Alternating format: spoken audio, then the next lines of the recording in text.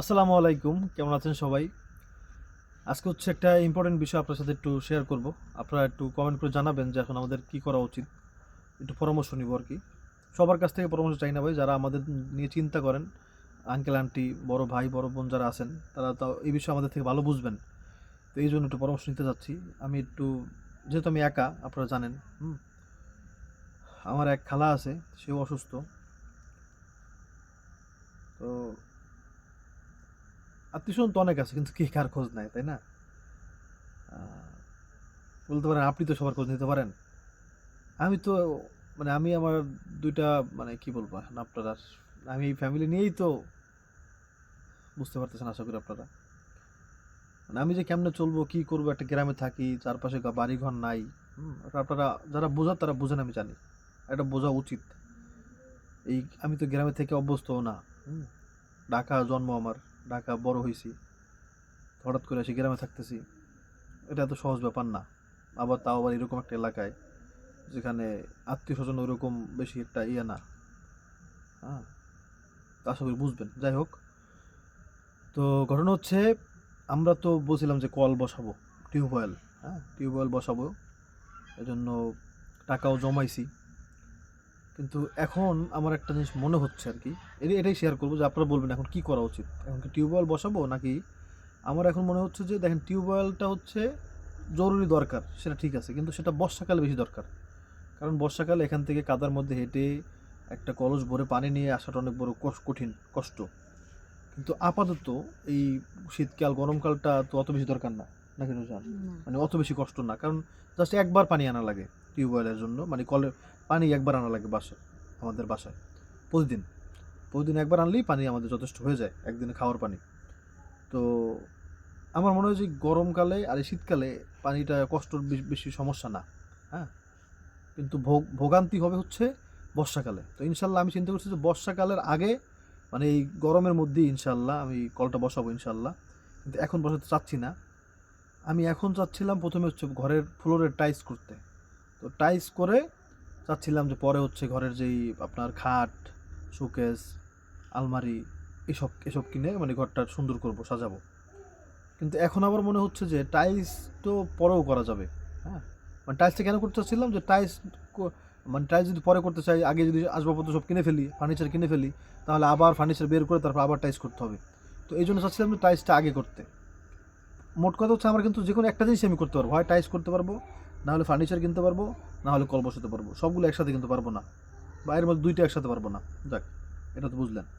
তো এখন কথা হচ্ছে যে টাইলসটা কি আসলে অনেক বেশি প্রয়োজন, নাকি বেশি প্রয়োজন হচ্ছে মানে আসবাবপত্র, বিশেষ করে খাট, বা একটা কি বলে একটা ওয়ার্ড্রোব বা ওয়ার্ডওয়্যার, তারপর হচ্ছে একটা আলমারি, তাই না?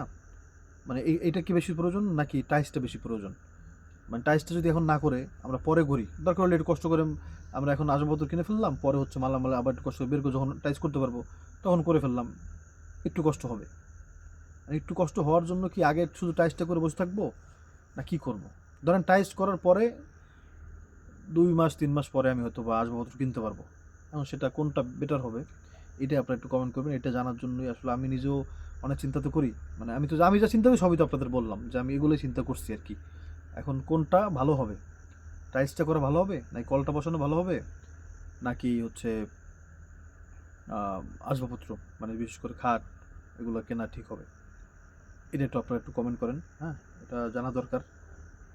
কারণ হচ্ছে আমরা বুদ্ধি যতটুকু খাটানো দরকার সব তো খাটাইই ফেলছি। এখন আর পারতেছি না বলে আপনাদের কাছে শেয়ার করলাম আর কি। এখন কোনটা ভালো হবে, এই ৩টার মধ্যে একটাই সমাধান দেন। যেন আমরা একটা, যেহেতু একটা করাই লাগবে, ৩টার মধ্যে একটা চিন্তা করছি। তো আপনারা বলেন এখন যে আমরা কোনটা করবো আর কি। হ্যাঁ, আর একটা কথা, অনেকে হচ্ছে অনেক সময় আমাদের উপর রাগ করেন, কষ্ট পান। হুম, বলেন ভিডিও ভালো লাগে না। এখন কথা হচ্ছে যে ভাই, কি করলে ভিডিও ভালো লাগবে, এটা একটু তো আপনারা জানান না। এখন আমিও যে বুঝি না তা না, আলহামদুলিল্লাহ বুঝি। দেখেন আমাদের বাড়িতে কিন্তু মানুষজনই নাই। আমরা যে একটা একটু সুন্দর মানে চলাফেরা করব, এই হই হুল্লোড় থাকবে ঘরের মধ্যে, হ্যাঁ, সেটা কিন্তু আমিও চাই। যে জন্য আমার ভালো লাগতেছে না কোনো কিছু এখন এই দুনিয়াতে। হুম, ভালো লাগতেছে না আসলে। মা বাবা নাই, ঘরের মধ্যে ঘর খালি, সব খালি। হ্যাঁ, এখানে দেখা গেল এখন এখন আবদুল্লাহকে নিয়ে, আব্রাহিমকে নিয়ে মা বাবা খেলার কথা, তাদের সাথে থাকার কথা, এখন ওদেরকে নিয়েই ব্যস্ত থাকা লাগে। আবার একটা জিনিস রান্না করবে, রান্না করতে গেলে একটা পিঠা বানাবে, সেখানে মানে বুঝতেই পারছেন ওদের ধরবো না রান্না করব না কী করব, মানে বিশাল একটা সমস্যা। তো মানুষজন থাকলে কত একটা আনন্দ, এখানে পিঠা বানাইতো, ওখানে কথা বলতো কেউ, এখানে মানুষজন, আশেপাশে মানুষজন থাকতো, এখানে দেখেন আমরা দুজন খেলে করে আছি। তো এটা আপনাদের যেরকম খারাপ লাগে ভিডিওগুলো, আমাদেরও খারাপ লাগে। আমরাও, ভিডিও তো পরের কথা, আগে কথা হচ্ছে জীবনটাই খারাপ লাগতেছে। হ্যাঁ, আগে তো দুইটা বোন ছিল, তো ওরা থাকার সময় এত কষ্ট হইতো না। হুম, এখন কষ্ট বেশি হয় আর কি। আর বোনদের তো আর ভাই আটকে রাখা যায় না, তাই না? এখন ওর হাজব্যান্ড হয়েছে, ওর সংসার হয়েছে, আবার মহিমার হচ্ছে পড়াশোনা আছে, তাহলে এখন কী করার আছে? আসলে কিছু করারও নেই,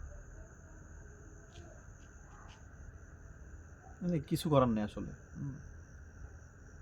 আমার নানু ছিল যে আমার দুনিয়াতে সবচেয়ে বেশি ভালোবাসতো। নানু, মা, বাবা, এই তিনজন, তিনজনের একজনও পয়সা নেই।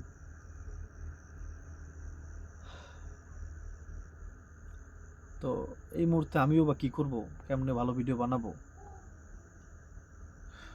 বুঝতেছি না আসলে। মানে আল্লাহ পাকি ভালো জানে আল্লাহ পাক কী করবেন। কারণ একটা সময় তো আমি একরকম ছিলাম, এখন অনেক পরিবর্তন আসছে, তারপরও কেমন জানি আর কি।